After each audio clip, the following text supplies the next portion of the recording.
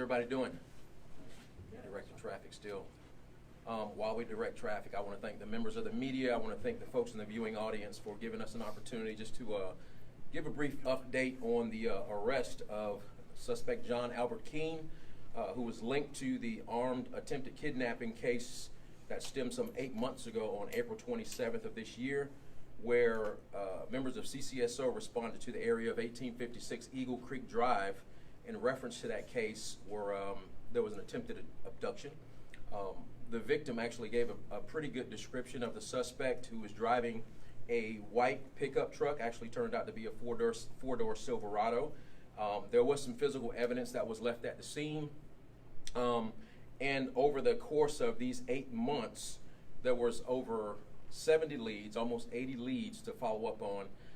And I want to really applaud the efforts of the RHU members who exhausted all of those leads. And might I add, none of these leads pointed to the suspect Keene, but the physical evidence tied us to him.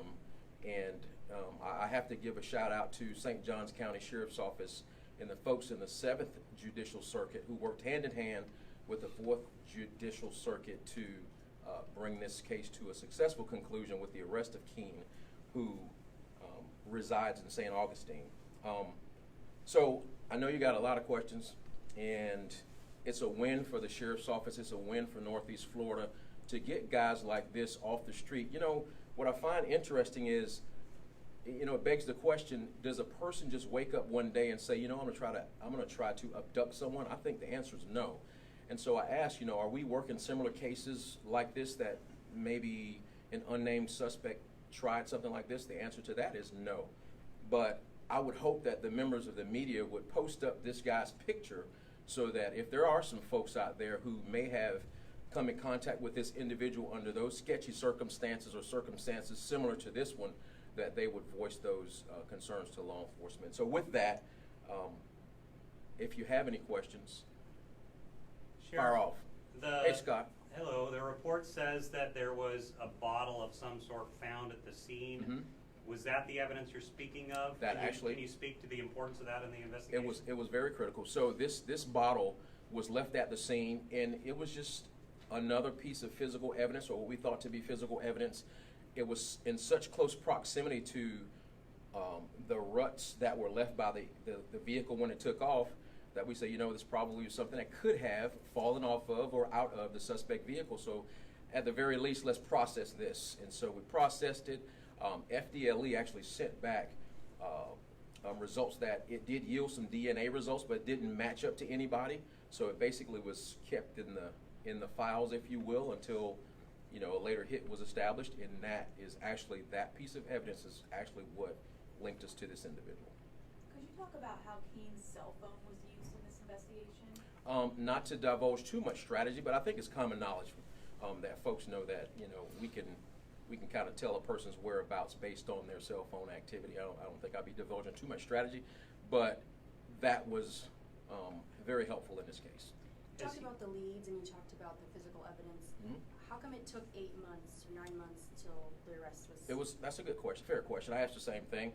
In looking at the reports and the voluminous amount of contacts that had to be made, I could see how it took so long. We got to a stopping point on October 22nd when the DNA results did yield, but we couldn't link it to anybody. So from that time up till just recently, just a few days ago, there was that gap when we didn't have anything. We had exhausted all leads up to that point. Can you say what changed a few days ago? Yeah, so it populated on FDLE's end that DNA did match with an individual, and that individual was Keene. Was that because he was all of a sudden was he arrested somewhere, or how did his DNA all of a sudden show up a couple days ago? Scott, you asked the same questions that I asked. The guy was actually in the system. He has a criminal record, and for whatever reasons, it didn't populate on their end. And as far as when you went to find him in St. Johns County, mm-hmm. Has he been cooperative? Has he confessed? Is he saying, I didn't do this? So there was a very thorough line of interrogation. He was, I wouldn't say cooperative, but by his admissions on certain questions, it placed him right there at the scene. What's his criminal history? I can let one of my detectives speak to that if you want to. We can certainly give that to you. We have that available. Has he been involved in anything like this before? Is this Not out of to the ordinary? not to our knowledge, and that's really the question of the day. You know, again, a person like this doesn't wake up and say, "I'm going to go and kidnap somebody or try to kidnap somebody." There's normally there's some kind of lead up in a criminal background that kind of pushes him to make this type of attempt. Any idea why Clay County? I guess he wanted to get caught. You know, why somebody would come from another county and come into Clay County, thanks for softballing that one, come into Clay County with this type of sheriff's office who thrives on pushing criminal activity away from Clay County. I guess he wanted to get caught. Maybe he was testing the system. But for any criminal out there, Scott, you know where I'm going with this, who wants to commit a crime in Clay County, you got three options. You can stop what you're doing, leave, or don't even come into Clay County. Or the third option is we will come get you. And in this case, we went to St. Johns County to go get him. This really shook up Eagle Harbor. Were you dealing with questions of people asking about this case over the months? Were people wondering? Actually, we had a town hall meeting with folks in that area. This didn't even come up. Wasn't even on the radar for the folks in the neighborhood. It was just kind of something. I think some people actually thought that this may have been a fake investigation or a fake account of something happening, which it wasn't. It was legitimate. The victim in this case was very helpful. It only took her a matter of seconds to identify this guy in a photo lineup. So my hat's off to her. And how has she been doing? How did that work with her? Did you get him and then you bring her into the photo lineup? And how has she been emotionally throughout all that? I can't speak to how. I haven't had any contact with her. All I have is what I have on paper, and she's been very helpful. I know the state attorney's office will ultimately determine his sentencing and Yes. conviction, but what would he be facing in charges? Hopefully they just throw the key away after they lock him up. If I had my way, I don't think I can put that on the news, but let him stay in Clay County. We'll take care of him here. I'm just teasing. Let the judicial system work that part. You know, an armed attempted kidnapping it holds a hefty prison sentence. If they throw some mandatory sentencing at him, I mean, he can look forward to spending a lot of time in prison. 8 months though to solve this case. Mm-hmm. Does this give you hope that other cases could be solved? I mean, you know, it sounds like there was a little bit of delay though in the FDLE's results coming back. Mm-hmm. Does it give you hope, optimism at all? You know, if he has perpetrated other crimes similar to this, I would hope that his face being out there on the television screen would prompt if there is a victim, another victim out there, to come forward and share that information with law enforcement. There was a heavy, wide alert put out on this when it happened. Was there a belief that he got out of town quick? You know, that would be the prudent thing to do if you're a criminal, but everything doesn't. Some things defy logic. Scott. Has he had any ties to Clay County or Fleming area? I'm not sure. I think, can one of y'all speak to that? No, sir, he does not. Does not. So he just came. I guess, don't know why he was they there. wanted to get caught. Did his phone records show any pattern of him going to this area specifically? No. And you have the FedEx driver in the room today, someone who Yes. was kind of key in you guys even being able to help with this girl in the first place. Yes. So when this incident happened, you know, the young lady ran off screaming, and this witness actually intervened on her behalf, and he called 911 and actually, you know, placed himself in harm's way by getting between her and the suspect. My hat's off to him. You know, things like that may happen once in a lifetime to individuals. I wouldn't suggest putting yourself in harm's way, but you know what? You got to do what's right.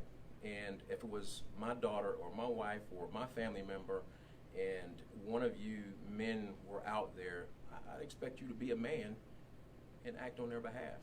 You know, chivalry isn't dead, and certainly isn't dead with this witness. Thank y'all. Thank you.